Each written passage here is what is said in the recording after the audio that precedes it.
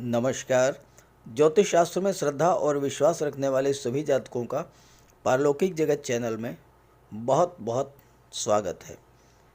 12 जुलाई 2022 शनिदेव राशि परिवर्तन करके पुनः मकर राशि में गोचर कर चुके हैं और शनिदेव के मकर राशि में गोचर करते ही मीन राशि के जातकों पर साढ़े साती के प्रथम चरण की समाप्ति हो गई। देखिए 29 अप्रैल को जैसे ही शनिदेव का गोचर कुंभ राशि में हुआ था तो मीन राशि के जातकों की साढ़े साती के प्रथम चरण की शुरुआत हो गई थी और मीन राशि के जातक बहुत अधिक घबरा भी रहे थे कि पता नहीं क्या होगा साढ़े साती में। लेकिन अगर आपने मेरा पिछला वीडियो देखा होगा तो मैंने आपको बताया था कि साढ़े साती से आपको घबराने की आवश्यकता नहीं है, क्योंकि पहली बात तो ये केवल 2-2.25 महीने के लिए 29 अप्रैल से 12 जुलाई तक के लिए ही इसकी शुरुआत है और 12 जुलाई को साढ़े साती समाप्त हो जाएगी। उसके बाद फिर 17 जनवरी 2023 से शुरू होगी और उस समय क्या ग्रह स्थितियाँ होंगी वो उस पर निर्भर करेगा। फिलहाल की जो स्थिति है उसमें अप्रैल 2023 तक देवगुरु का गोचर आपके लग्न भाव में है और मीन राशि देवगुरु की ही राशि है, तो अपनी ही राशि में गोचर करते हुए देवगुरु मीन राशि के जातकों पर किसी प्रकार की कोई परेशानी तो आने ही नहीं देंगे। और वैसे भी केंद्र में जब देवगुरु गोचर करते हैं तो किंग कुर्वन्ति सर्वग्रह यश केंद्रे बृहस्पति, तो जिसके केंद्र के भाव में देवगुरु का गोचर है उस पर किसी अन्य ग्रह का कोई अशुभ प्रभाव नहीं पड़ता है, ये ज्योतिष शास्त्र का कहना है। तो 17 जनवरी को भले ही साढ़े साती के पहले चरण की शुरुआत होगी, लेकिन अप्रैल 2023 तक देवगुरु आपकी पूरी सुरक्षा करेंगे, आप पर साढ़े साती का कोई असर नहीं होगा। हाँ, शनि के राशि परिवर्तन का प्रभाव जरूर पड़ेगा। शनि मीन राशि के जातकों के लिए लाभ के भाव में गोचर कर रहे हैं और लाभ के भाव में क्या प्रभाव डालेंगे, क्या फल प्रदान करेंगे, इस पर चर्चा करेंगे आगे। तो चलिए वीडियो शुरू करते हैं।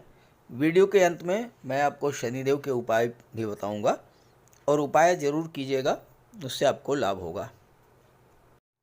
तो ये है मीन राशि के जातकों की कुंडली। आपके लग्न के स्वामी हैं देवगुरु और लग्न में ही गोचर कर रहे हैं। शनिदेव कुंडली के एकादश भाव लाभ के भाव में गोचर कर रहे हैं और शनिदेव भी अपनी ही राशि में हैं और शनिदेव की तीसरी दृष्टि देवगुरु पर पड़ रही है, आपके लग्न भाव पर पड़ रही है। शनिदेव और देवगुरु दोनों में सम मैत्री संबंध है, तो एक दूसरे को सहयोग करते हैं। इसलिए जब तक देवगुरु आपकी कुंडली के लग्न भाव में है तब तक आपको शनि के शुभ फल ही प्राप्त होंगे। अब यहाँ एक चीज़ और समझने की है जो बहुत ही महत्वपूर्ण है। मैंने राहु और मंगल दोनों की स्थितियों को इसमें प्रदर्शित किया है। वजह क्या है? शनिदेव का गोचर मंगल के नक्षत्र धनिष्ठा नक्षत्र में हो रहा है, जो कि मंगल का नक्षत्र है, तो मंगल का भी बहुत बड़ा प्रभाव पड़ेगा। और दूसरा, राहु का गोचर धन के भाव में हो रहा है। राहु का गोचर भरणी नक्षत्र में हो रहा है और 21 फरवरी 2023 तक राहु भरणी नक्षत्र में ही गोचर करेंगे। राहु और शनि एक जैसा ही फल देते हैं, लगभग एक जैसा ही व्यवहार करते हैं और साथ ही साथ भरणी नक्षत्र जो है वो शुक्र का नक्षत्र है और शुक्र, शनि और राहु ये तीनों ही बहुत गहरे मित्र हैं। अब आप सोचिए, कुंडली के जो महत्वपूर्ण भाव हैं, लाभ का भाव शनि का गोचर, लग्न का भाव देवगुरु का गोचर, धन का भाव राहु का गोचर, और राहु, गुरु और शनि, साथ ही साथ शनि का गोचर धनिष्ठा नक्षत्र में और मंगल का गोचर पराक्रम के भाव में, जहाँ पर मंगल सर्वाधिक श्रेष्ठ फल देते हैं। और किस राशि में हो रहा है? शुक्र की राशि में हो रहा है। मंगल का गोचर शुक्र की राशि में, राहु का गोचर भरणी नक्षत्र में जो शुक्र का नक्षत्र है। तो इस तरह से 12 जुलाई से 17 जनवरी 2023 तक शनि, गुरु, राहु, शुक्र और मंगल, इन पांचों ग्रहों का बहुत ही श्रेष्ठ और शुभ फल आपको प्राप्त होगा, और खास करके धन की दृष्टि से तो बहुत ही अच्छा रहेगा ये गोचर आपके लिए। अब चलिए एक एक बिंदु पर बात कर लेते हैं। शनिदेव एक ऐसे ग्रह हैं जो परिश्रम, अनुशासन, पंक्चुअलिटी, इन सब के कारक होते हैं। और शनिदेव कुंडली के तीसरे भाव, छठे भाव, 10वें भाव और 11वें भाव, इनमें बहुत अच्छा रिजल्ट देते हैं। चूँकि शनिदेव दशम भाव के कारक होते हैं और 11वें भाव के भी कारक होते हैं। 10 का मतलब मकर राशि, 11 का मतलब कुंभ राशि, और दोनों के स्वामी कौन हैं? शनि। दशम भाव कर्म भाव होता है, एकादश भाव लाभ का भाव। तो शनि दशम और एकादश के कारक होते हैं। शनि की दृष्टि आपके लग्न पर पड़ेगी। तीसरी दृष्टि, लग्न क्या है? आपका व्यक्तित्व, आपका स्वभाव, आपका व्यवहार, आपकी कार्यशैली। तो यहाँ पर आपके व्यक्तित्व में बहुत बड़ा परिवर्तन देखने को मिलेगा। 12 जुलाई से 17 जनवरी के बीच आपकी पर्सनालिटी में बहुत बड़ा चेंज आएगा। 17 जनवरी को जब आप कंपेयर करेंगे 12 जुलाई से, तो आपको लगेगा कि आपकी पर्सनालिटी बिल्कुल से बदल चुकी है। क्या होगा? आपके अंदर जो आलस्य था उसे शनिदेव दूर करेंगे, परिश्रम करने की क्षमता को बढ़ा देंगे। आप जीवन में अनुशासन और व्यवस्था पसंद करेंगे, समय के पाबंद होंगे, और खुद आप महसूस करेंगे कि इन 6 महीनों में आपकी सोच में बहुत बड़ा बदलाव आ जाएगा, आपकी कार्यशैली बदल जाएगी। और जब आपकी सोच सकारात्मक होगी, जब कार्यशैली आपकी बदल जाएगी, तो मंगल का पराक्रम तो आपके साथ है ही है। पूरे 90 दिन तक मंगल पराक्रम के भाव में गोचर करेंगे। देखिए 10 अगस्त तक तो धन के भाव में है, 10 अगस्त को आ जाएंगे पराक्रम भाव में।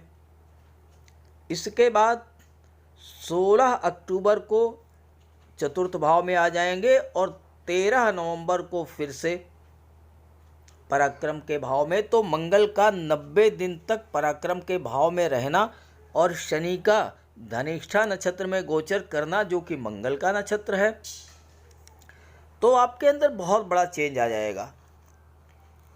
जहाँ तक धन की बात है, तो धन के मामले में तो बहुत ही बेहतर है। क्यों? एक तो शनि लाभ के भाव में गोचर कर रहे हैं और अपनी ही राशि में है।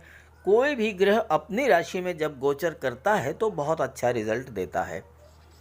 और कर्म भाव के कारक होते हैं, तो आपसे परिश्रम कराएंगे।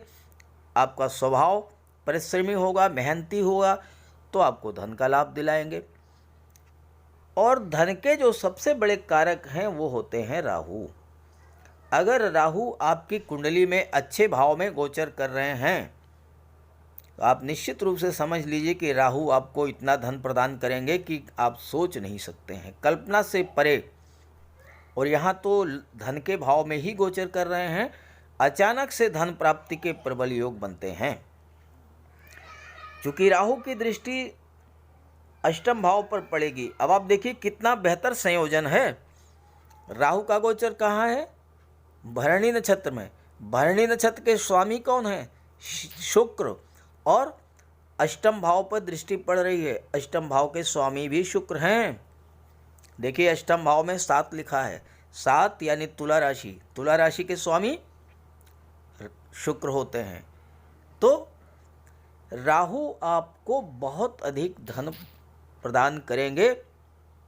अचानक से धन लाभ होगा।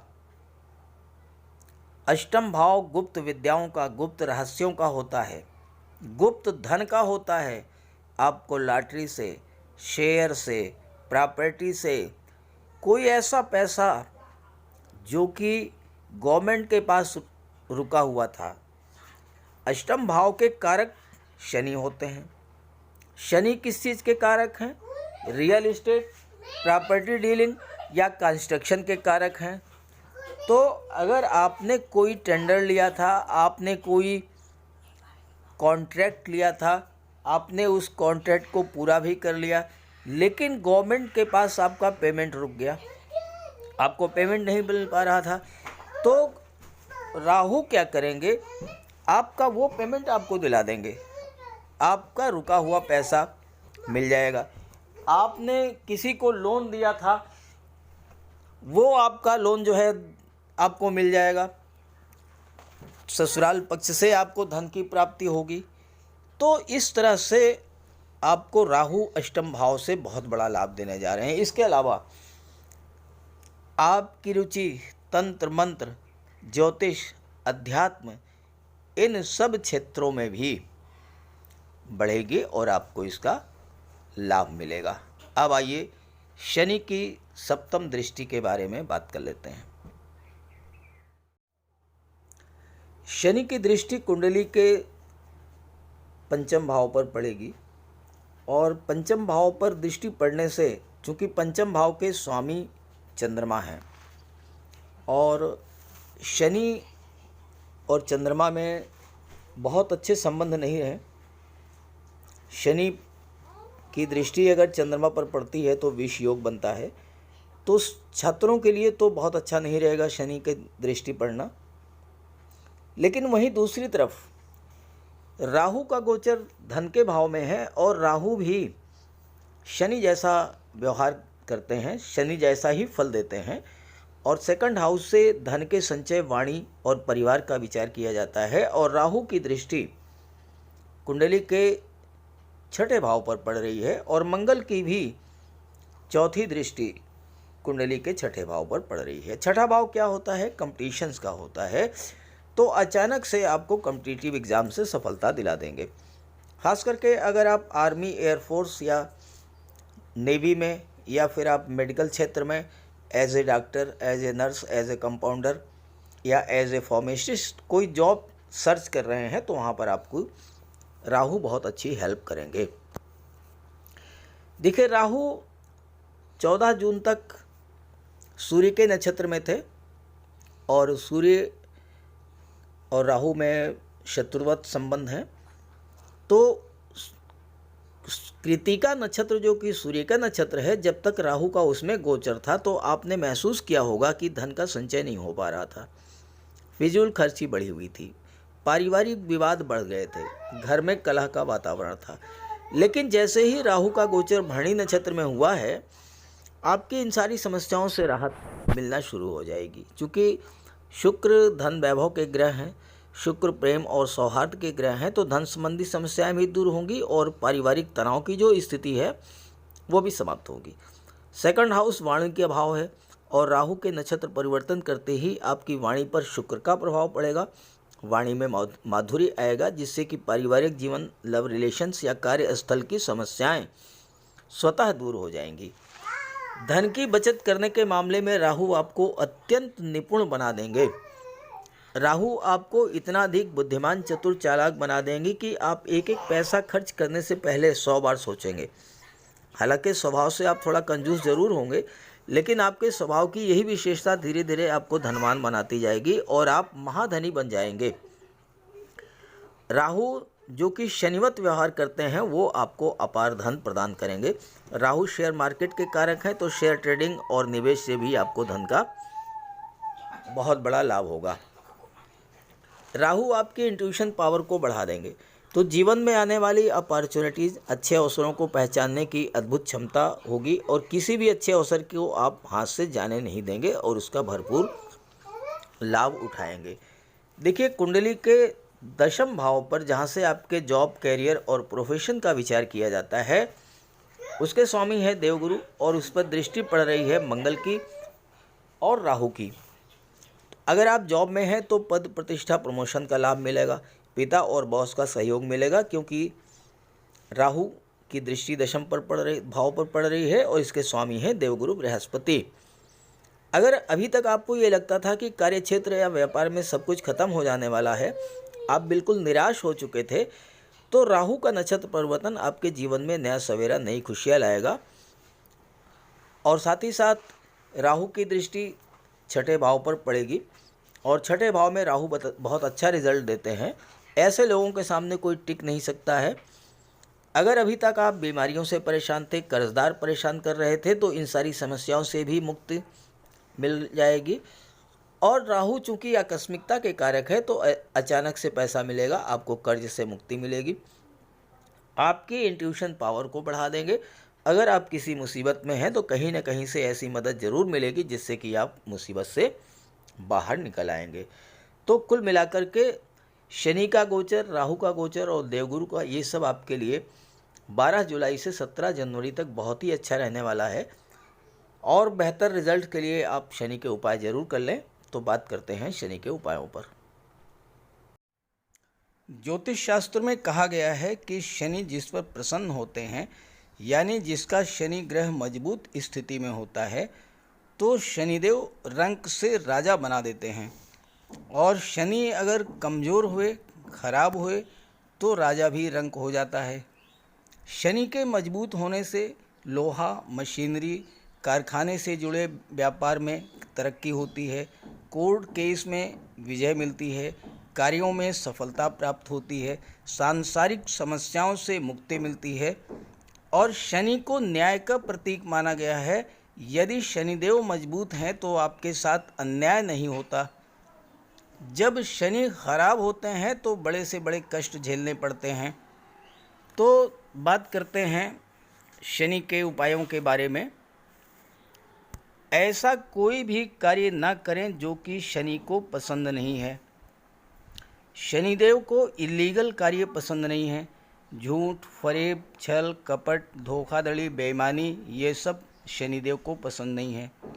शनिदेव को परिश्रम, अनुशासन और व्यवस्था पसंद है, तो ऐसे कार्य कीजिए। गरीबों की मदद कीजिए, बुजुर्गों, दिव्यांगों को भोजन दीजिए, वस्त्र का दान कीजिए, किसी ओल्ड एज होम में जाकर के, किसी अनाथालय में जाकर के दान पुण्य का कार्य कीजिए, तो इससे शनि को बल मिलेगा।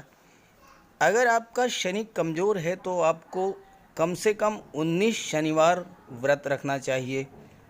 और इसके साथ साथ शनिवार के दिन एक कटोरी में सरसों का तेल लेकर उसमें अपना चेहरा देखिए और उस तेल को किसी को दान कर दीजिए। इसके अलावा शनिवार के दिन एक पात्र में जल, दूध, चीनी, काला तिल और गंगा जल ये रख लीजिए। इसके बाद पश्चिम दिशा की ओर मुँह करके पीपल के वृक्ष को अर्पित कर दें। इससे भी शनि को बल मिलता है। शनिवार के दिन उड़द से बनी पंजीरी, पकौड़ी, चीला, बड़ा ये सब खाना चाहिए। सरसों के तेल में बने भोज्य पदार्थ ग्रहण करना चाहिए। इससे शनि ग्रह को ताकत मिलती है। केले का भी आप सेवन कर सकते हैं। और शनिवार के दिन कंबल, जूता, चप्पल, लोहा, काले कपड़े और नारियल जटा वाला ये भी आप दान कर सकते हैं। सरसों का तेल का दान कर सकते हैं। और अगर शनि कमज़ोर है तो आपको नीलम धारण करना चाहिए, लेकिन इसके लिए किसी आप योग्य ज्योतिषी की मदद ले लें। तो ये सब उपाय आप करेंगे तो आपको बहुत बड़ा लाभ मिलेगा। नमस्कार।